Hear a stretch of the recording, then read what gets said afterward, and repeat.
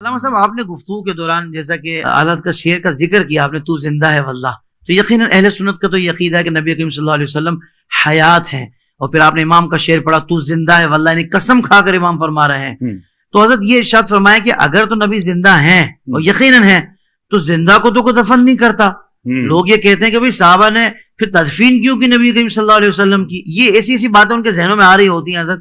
پہلے تو ان کے آنے پر مجھے حیرت ہو رہی ہے کہ ایسی باتیں ذہنوں میں آ رہی ہیں وہ بھی اپنے نبی کے لیے، اب آ ہی گئی ہے تو میں چاہوں گا کہ جواب بھی دے کر ان کی تسلی کر دیں۔ میں نے ماشاءاللہ اس لیے کہا کہ حافظ طاہر بھی ماشاءاللہ اتنا ذہین و فتین بندہ ہے کہ یہ بال کی کھال اتارتا ہے۔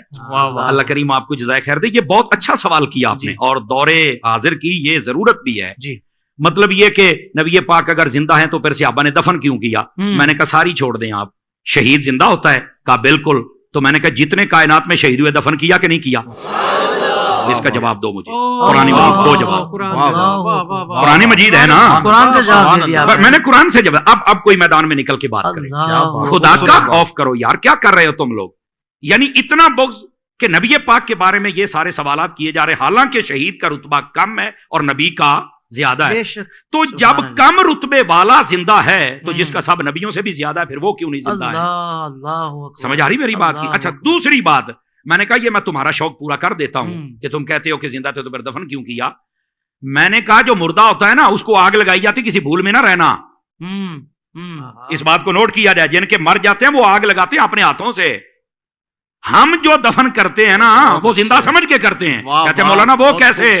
سن لیجئے، اور یار مجھے بتاؤ اگر زندہ نہیں ہے تو قبر میں اٹھ کے سوالوں کے جواب کون دیتا ہے؟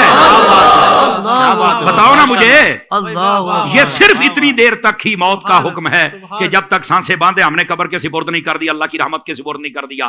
اس نے یہ جہان بدلنا ہے، برزخی دنیا میں جانا ہے، سمجھ آ رہی ہے؟ اور اس کو کہتے ہیں برزخی حیات، یہ بھی میں آسانی کر دوں۔ بہت اچھے، سمجھ آ رہی میری بات کی؟ لیکن یہ کہنا کہ زندہ کو دفن کو نہیں کرتا، یہ تمہیں کس نے کہا ہے؟ میں ایک یہ جو دیہاتی لوگ ہمیں سن رہے ہوتے ہیں تو میں ان کی ایک مثال دے دیتا ہوں، شاید کسی کے کونے کھانچے میں بیٹھ جائے۔ اور میں نے کہا یار بتاؤ، دیکھیں جب فصلیں ہمارے ہاں کاشت کی جاتی ہیں نا، مثال کے طور پر مکئی، ہم جب اس کو کاشت کرتے ہیں تو جب اس کا بیج نکالتے ہیں نا تو ہم پہلے اس کی چھانٹی کرتے ہیں، جو دانے خراب ہوتے ہیں ان کو سائڈ پہ کر دیتے ہیں، جو صحیح ہوتے ہیں ان کو سائڈ پہ کر دیتے ہیں۔ خراب دانوں کو ہماری بولی میں کہتے ہیں مرے مرے نے، تو کہتے ہیں مریا نو سٹ دے ہو، انہاں نو پورن دا کی فائدہ ہے؟ آ جڑے چنگے نے انہاں نو پورو کچھ نکلے گا تے صحیح نا۔ اس کا مطلب ہے اگر یہ دیہاتی لاجک سے بھی دیکھا جائے نا تو زندہ کوئی دفن کیا جاتا ہے، مردے کو کوئی نہیں دفن کرتا ہے۔ سائنس سے لے کر دیہات، اور دیہات سے سائنس نے ہر زاویے سے ہم نے سمجھا دیا۔ دیکھیں نا، ہم نے قرآن سے بات شروع کی ہے نا، ہم دائیں بائیں تو جا ہی نہیں سکتے۔ کیا کہنے۔ اور پھر یہ بھی ایک ویسے بھی بڑی عجیب و غریب، او ویس وہاں کیسے زندہ ہر طرف سے بند ہے؟ تو میں ان سے سادہ سوال کر لیتا ہوں، میں نے کہا بتاؤ یہ جو چوزا ہوتا ہے یہ انڈے سے 21 دن کے بعد نکلتا ہے؟ کہا بالکل۔ تو میں نے کہا بتاؤ یہ 21 دنوں تک کون سا سوراخ ہوتا ہے جہاں سے کوئی ہوا شوا جاتی ہے، کاربن ڈائی آکسائڈ جاتی ہے، کہاں سے آکسیجن جاتی ہے؟ تو کہتا نہیں یار، تو مردہ نکلتا ہے؟ کہا نہیں زندہ نکلتا ہے۔ کیسے زندہ رہا؟ کہتا یہ تو نہیں پتا۔ تو میں نے کہا پتا ہوتا تو سنی نہ ہوتا، پتا ہوتا تو سنی نہ ہوتا۔ بھئی جو رب ایک چوزے کے لیے سب انتظام کر سکتا ہے وہ مدینے کے تاجدار کے لیے نہیں کر سکتا۔ وہ زندہ ہیں، ان کی زندگی کی تمہیں نہیں سمجھ آئی تو ایک الگ بات ہے۔